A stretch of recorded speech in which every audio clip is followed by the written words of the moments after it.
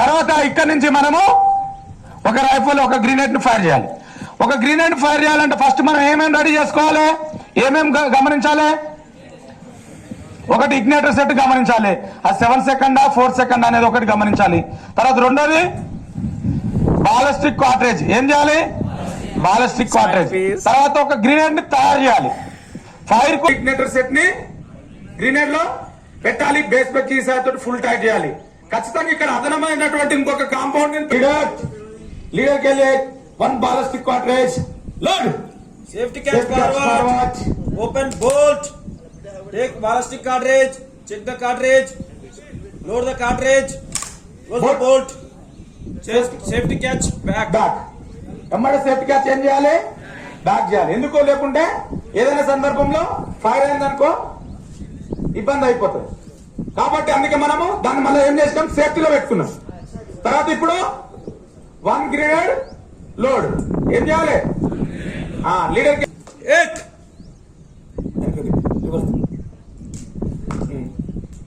ఇట్లా వచ్చినప్పుడు trigger gourd పైకి పెట్టాలి, వెనక్కి తీసుకోవాలి. గ్రెనేడ్ రైఫల్ వెనక్కి తీసుకొని ఏం చేయాలి?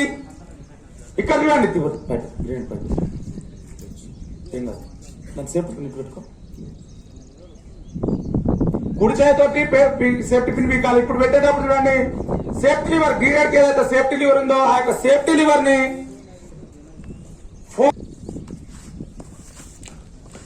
3 వంతులు లోపల గ్రెనేడ్ పెట్టేసి కుడి చేతితోటి ఏం చేయాలి? సేఫ్టీ పిన్ ని పీకాలి.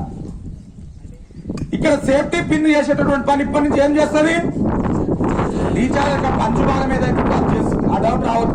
మనం ఎంత దూరం ఉన్నామో మనం ఊహించుకొని అక్కడ మనము రేంజ్ ని సెట్ చేసుకోవాలి. రేంజ్ ని సెట్ చేసే విధానం అంటే ఏం చేయాలి?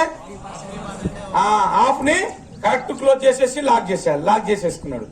ఇంకా తర్వాత డీటెయిల్ ముందుకేనా గ్రెనేడ్ ఏ విధంగా ప్రయాణిస్తుంది, ప్రయాణించేటటువంటి మార్గాన్ని మనం అంచనా వేసుకోవాలి.